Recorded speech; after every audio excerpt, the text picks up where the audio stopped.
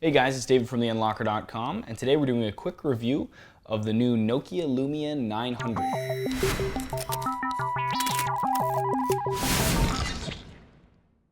Okay, so first up, let's talk about some of the good things. First on the list is the design. It's the first thing you notice.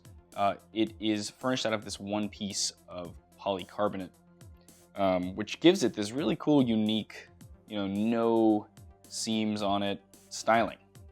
It's also kind of curved at the tops and the bottom, and there's really nothing on the front, no real buttons, and there's these touch-sensitive buttons and this large screen. Also comes in, as you can see here, this like electric blue color, and it also comes in white and black. So a lot of people have asked me when I've been carrying this around if this is a case, and it's not. It's the actual phone. So that was kind of a unique take that Nokia went with. And the next upside is Windows Phone itself is very smooth, very touchable. It kind of you almost want to just kind of swipe around, even if for no reason, which is nice, partially because it's different. It's not something we're used to seeing comparative to Android or iPhone, but also because they did a good job of making it very smooth. It reminds me of, say, an iPhone in the way that how that is very smooth and intuitive. More so, let's say, not by much, but more so than, say, an Android device. The camera quality on the device is also pretty impressive. Now, it does have a Carl Zeiss lens. Carl Zeiss is a company that actually makes real lenses for real cameras. Nokia's partnered with them for a while now, and so whenever Nokia makes a high-end smartphone, they usually put one of the Carl Zeiss lenses in it. It's an 8-megapixel camera, but comparative to some other 8-megapixel devices that I've used, you'll notice that there are in certain lighting situations, it looks a lot more crisp than other devices with the same resolution. Facebook integration is done really well and is a big seller for Windows Phone in general. So basically, it's pretty neat. You can actually use, once you sync your Facebook account, you can click on your Me tab, which has your picture. You can post a message not only to Facebook, but also to your LinkedIn, your Twitter, Windows Live, etc. directly from that app instead of having to use a separate Facebook app, which just makes it a little bit quicker. You can also check in directly through here as well, and you can set your chat status for your Facebook messaging to available, busy, etc. And this way, you can actually chat with people directly through your phone's messaging app. So basically, we turn that on,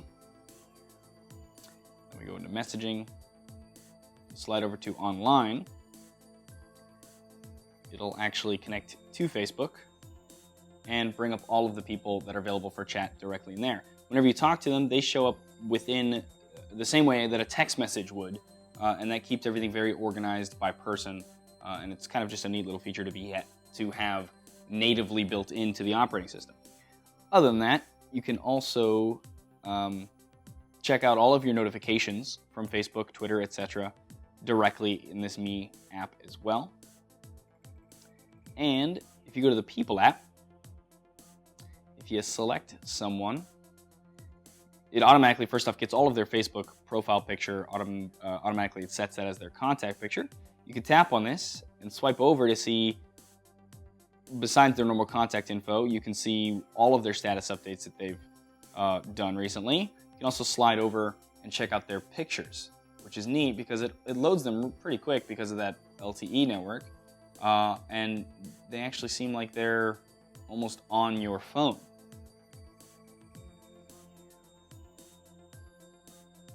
And you can swipe through them, etc.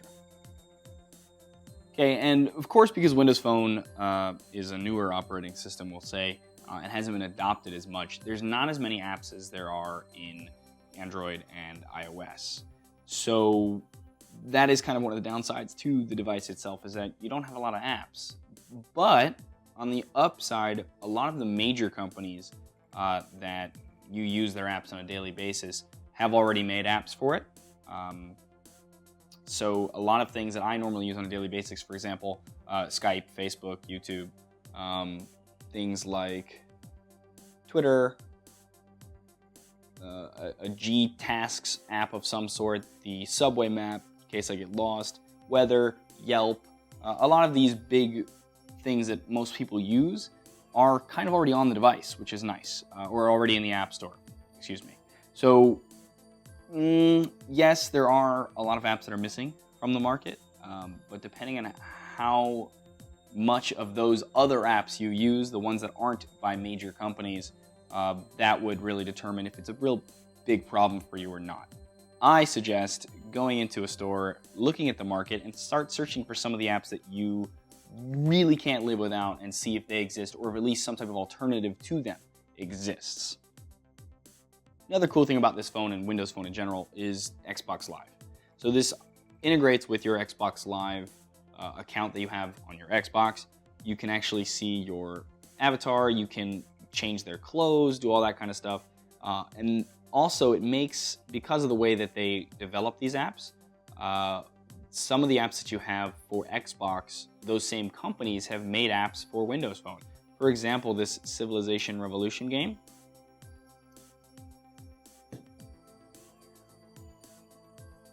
By a major developer.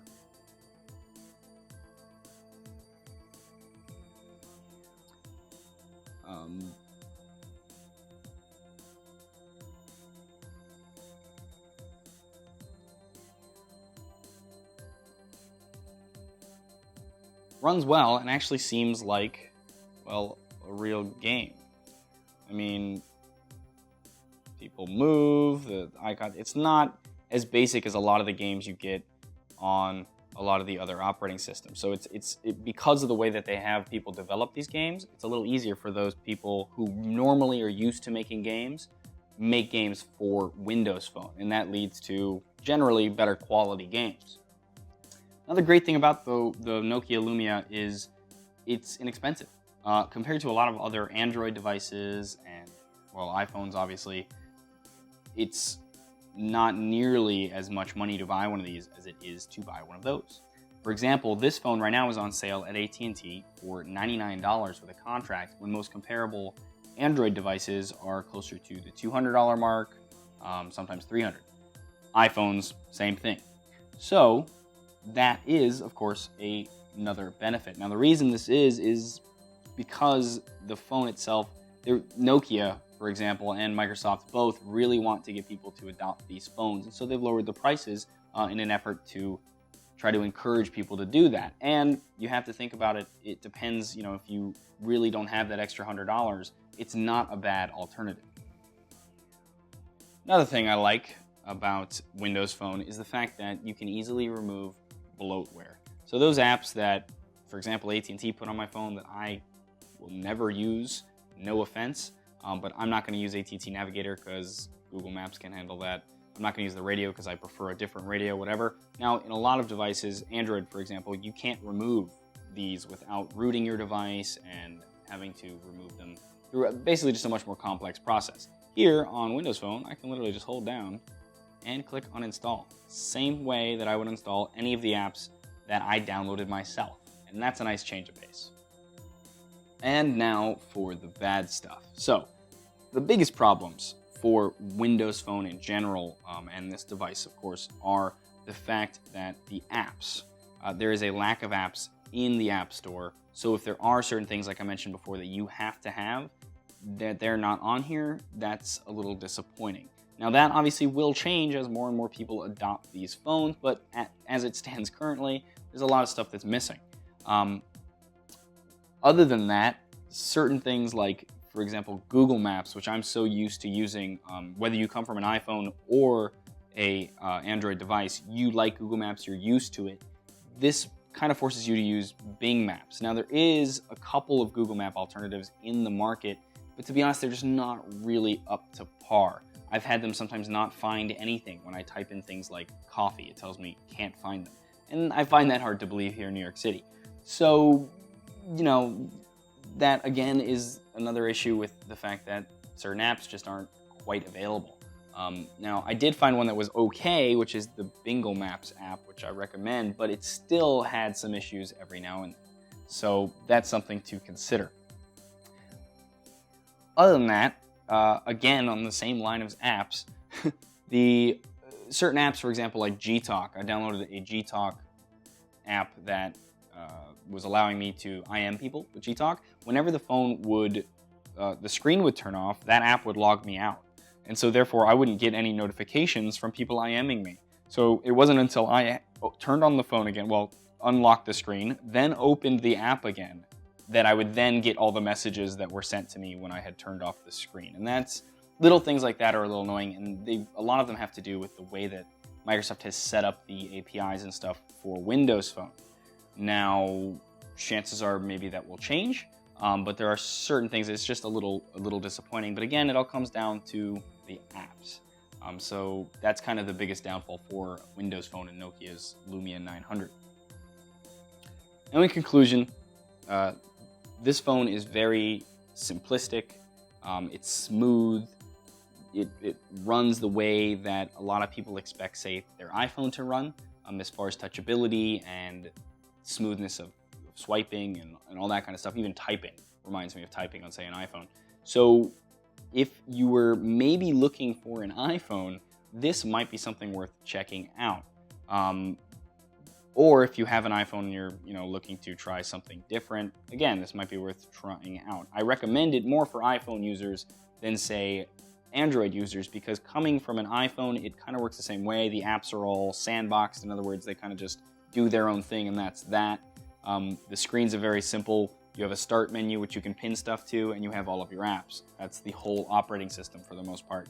And iPhone users are kind of used to that simplicity. Android users, on the other hand, might have a bit harder time switching over to, say, a Windows device, because they're used to having a huge amount of customization options, which neither the iPhone nor this have. They're used to their apps kind of running in the background a little more than, say, these will allow them to, and that means better multitasking and that kind of stuff. So, it's kind of hit or miss for Android users, but for iPhone users, it's not a bad alternative. Either way, it's only $99. It does have the really fast internet that the iPhone currently doesn't have, and it runs on AT&T. So if you're looking for a new AT&T phone, the fact that this is also $99 means that you can check it out. You have a 14-day trial period when you buy something from AT&T. So if you were thinking about an iPhone, check it out and see what you think. And then if you really have to have that iPhone, then obviously switch back.